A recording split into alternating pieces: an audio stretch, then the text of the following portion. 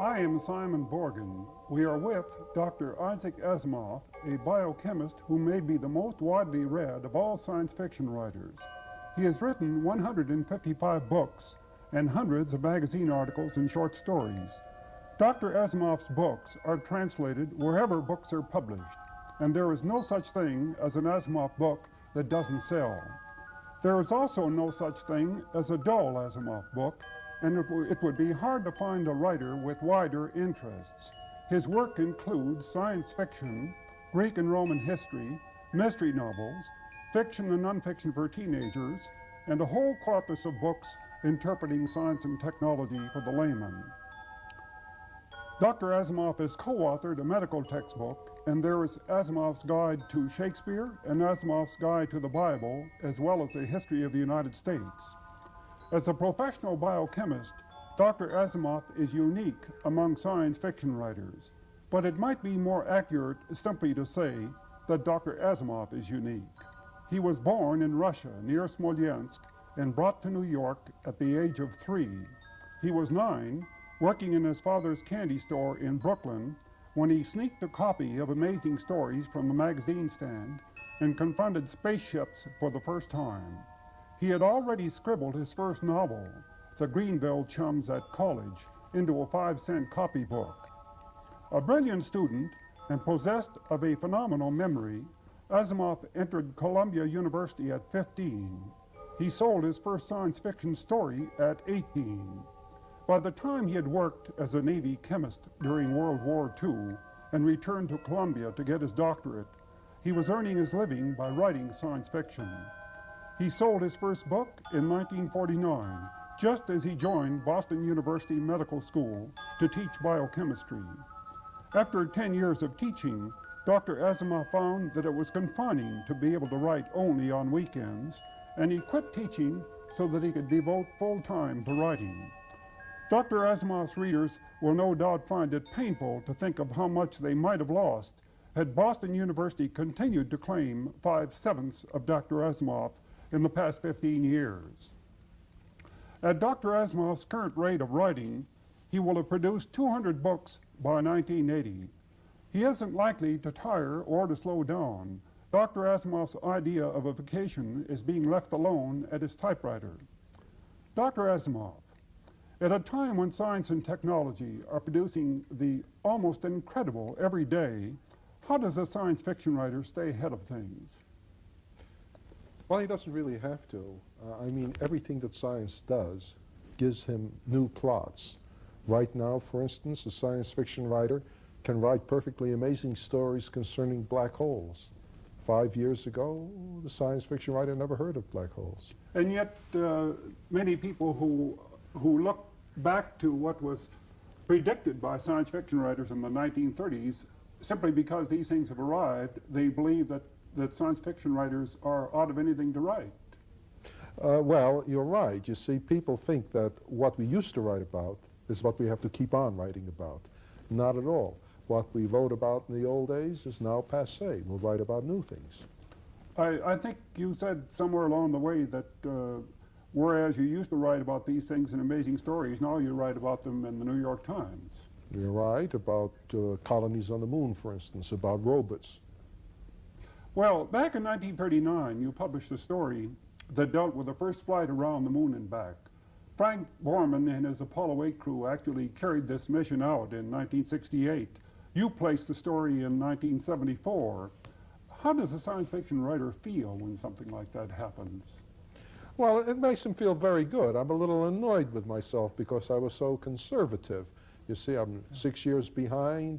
And also, I didn't allow for all the various things we did before then, men in flight, men docking, mid-course corrections. I just had someone get into a ship and go around, one man.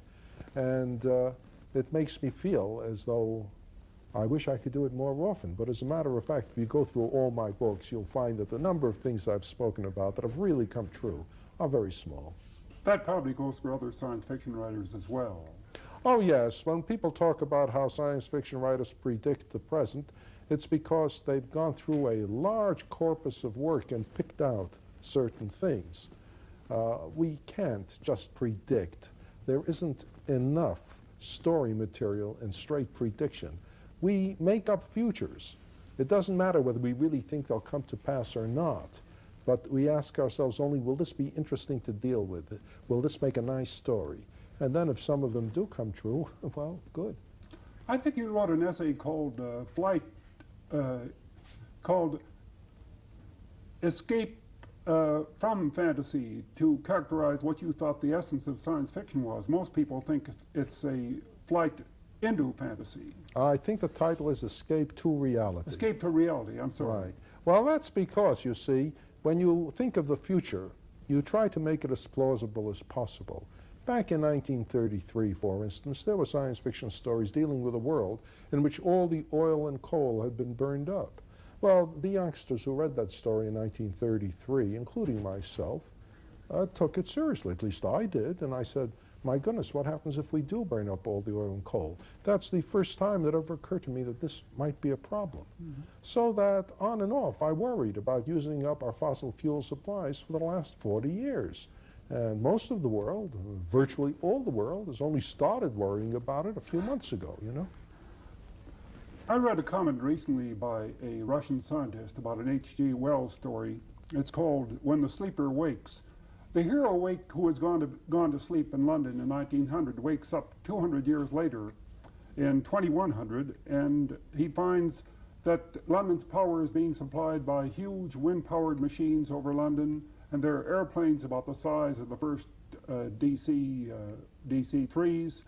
And the scientist's comment was, the imagination of science fiction writers is certainly limited. Well, that's true. Back in 1848, Edgar Allan Poe wrote a story set 1,000 years in the future, in 2848. And in it, he had transatlantic aeronautical voyages, only in balloons, going 100 miles an hour. In other words, in his day, there were balloons. So his vision of the future was of faster balloons. If a New Guinea native thought of a future in which you could communicate between continents, he'd think of very loud drums, you see. It's very difficult, really, to visualize the real future. Well, this raises the question of why science fiction writers are constantly going into outer space and to the moon and past them to the planets.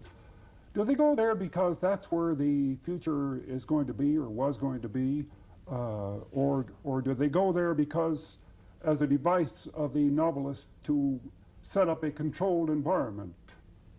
I suppose there's a little truth in both. The entire history of mankind has been that of crossing the hilltop to see what's in the next valley. Mankind has been exploring the earth for thousands of years. Somehow, just because we have now explored the entire earth, even Antarctica and Greenland, it seems a shame to stultify this impulse of ours. And the next thing to explore is the moon and the planets. That's one thing. It's sort of an analogy from the past, an extrapolation forward. But then another thing, the environments on these other planets are made to order for our purposes. Mm-hmm. Strange environments, the possibility of new forms of life. This takes the place of stories in the old days about mysterious islands in the Pacific or hidden civilizations in the Amazon Valley and so on. You couldn't produce that kind of heightened consciousness if you set your story in New York City, for instance. No, it gives us an interesting background. And then, of course, no matter how strange the background is, what goes on in the foreground should, if it's a good story, illuminate the human condition.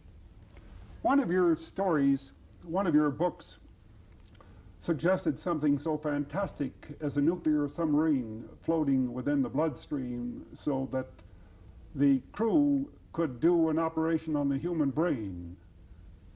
What story was that?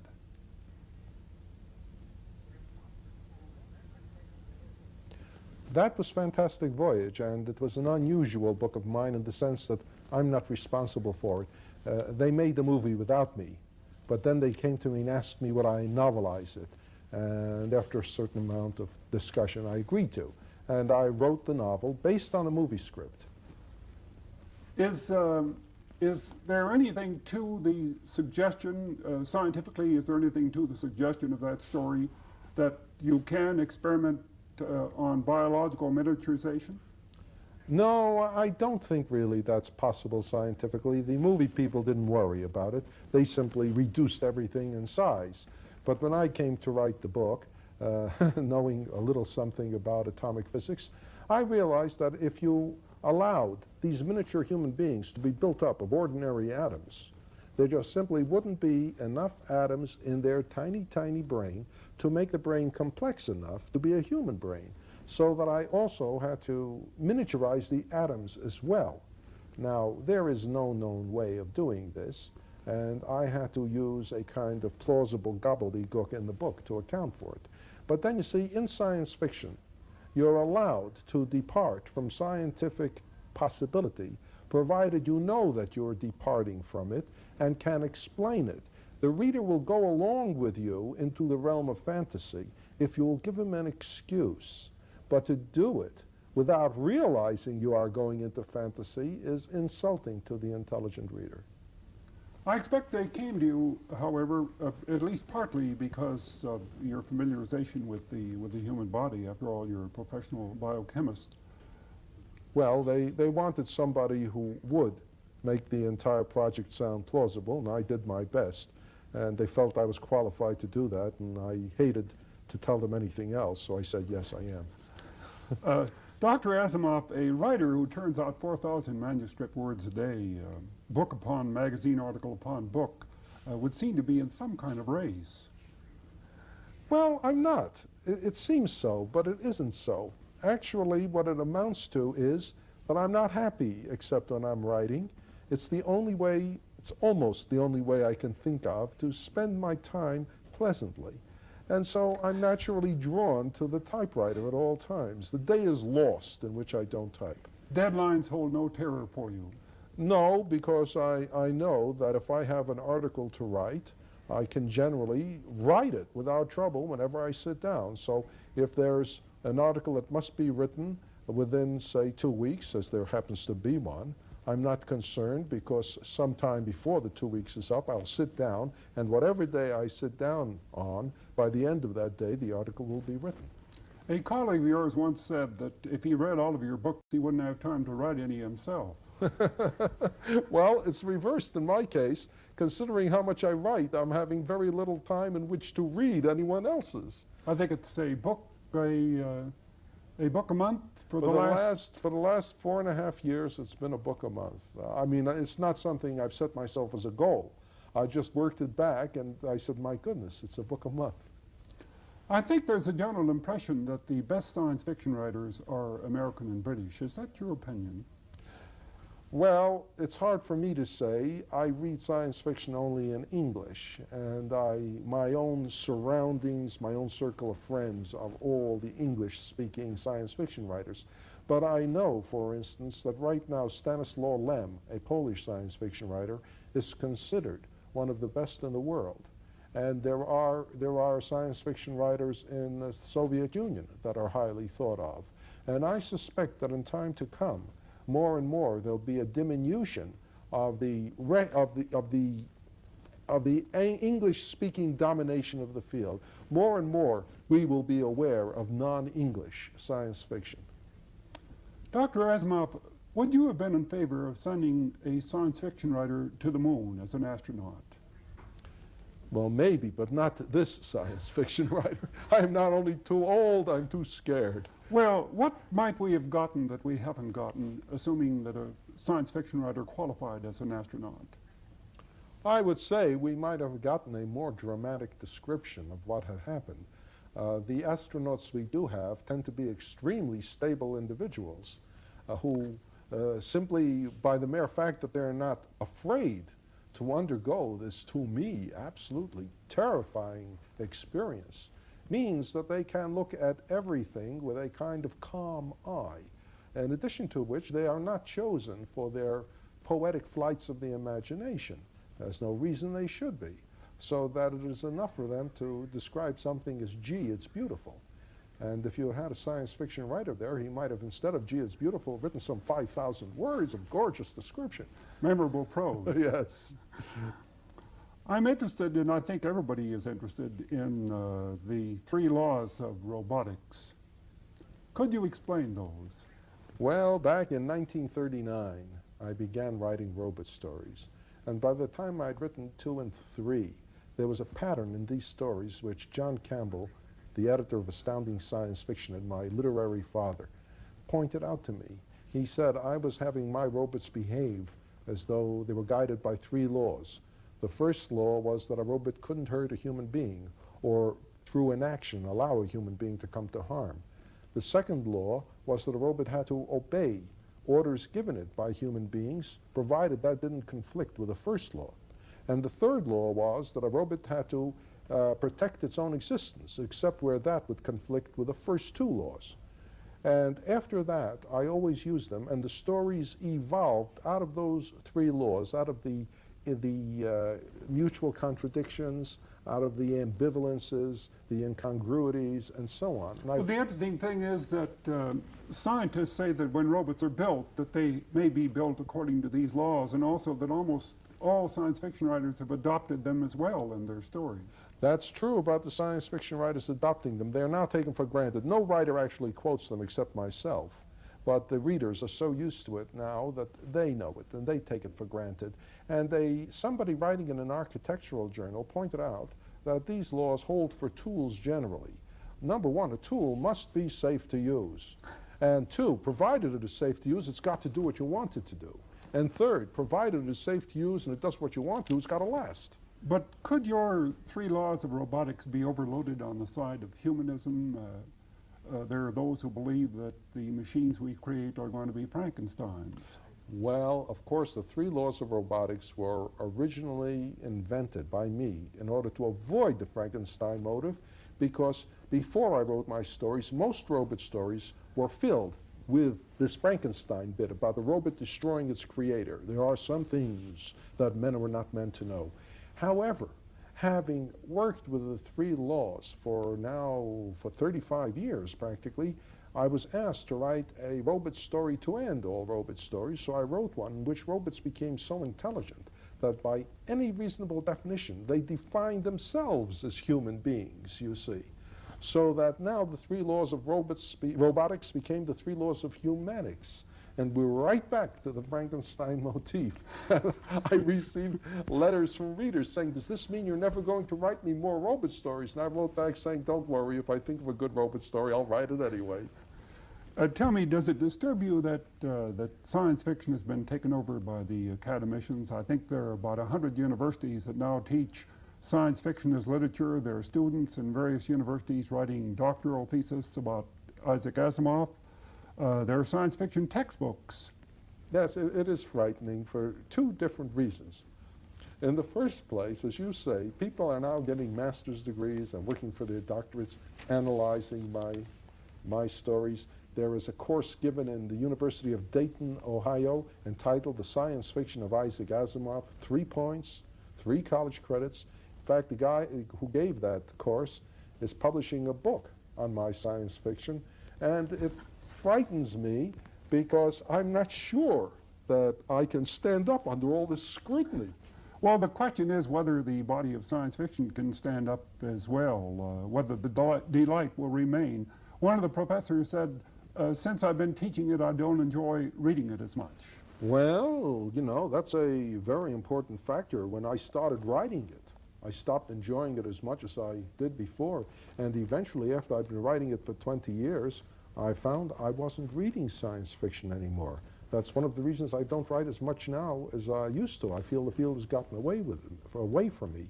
And with academicians interested in, the field has become so, quote, literary, unquote, that it frightens me now. I feel I'm not competent to write science fiction because I don't know that much about literature.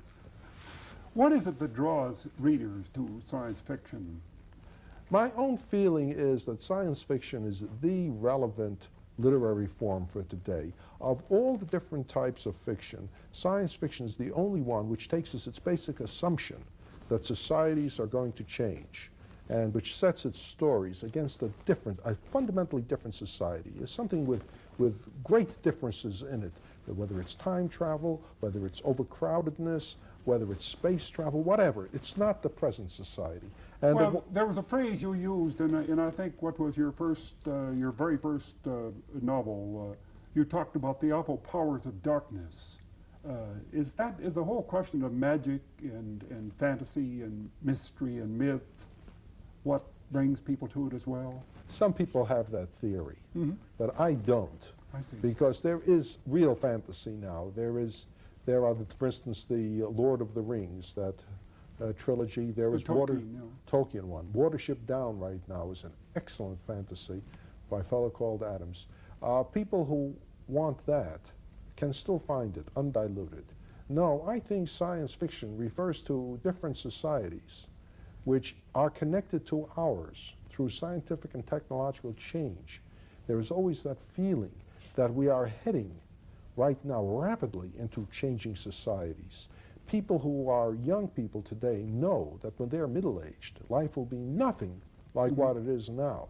And science fiction gives them an opportunity to try on different societies. It's the only thing that's relevant. Anything which deals with the world of today is going to have no meaning to young people of today than, say, 30 years from now. A personal note, Dr. Asimov, it's been known to your friends for years that you were almost totally allergic to travel and that you don't like airplanes. In fact, you don't ride on airplanes. Yes, I'm afraid that's so. Everyone thinks it's very funny because in my stories I go to the ends of the galaxy and yet I won't get into an airplane. Well, there's the question of one of the most eloquent advocates of technology refusing or resisting one of the most common products of it. Well, there may be a connection. I mean, going to the ends of the galaxy, I feel it's sort of anticlimactic to fly to another city. Actually, I'm not very brave and I'm afraid of airplane crashes. And I don't like to travel anyway. It keeps me away from my typewriter. Dr. Asimov, most people, when they think about the future, try to reach out to the year 2000. Let's try 500 years from now. What kind of planet do you see? One of two, depending on what happens by the year 2000.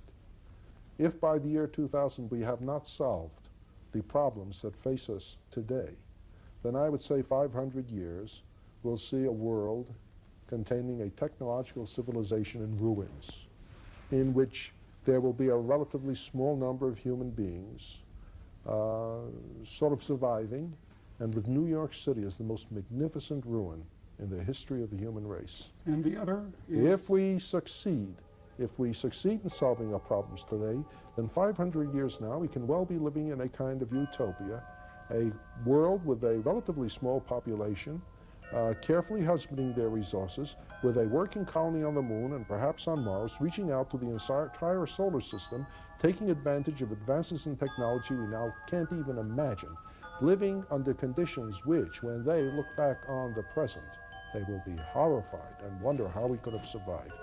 Thank you, Dr. Asimov. I am Simon Borgen.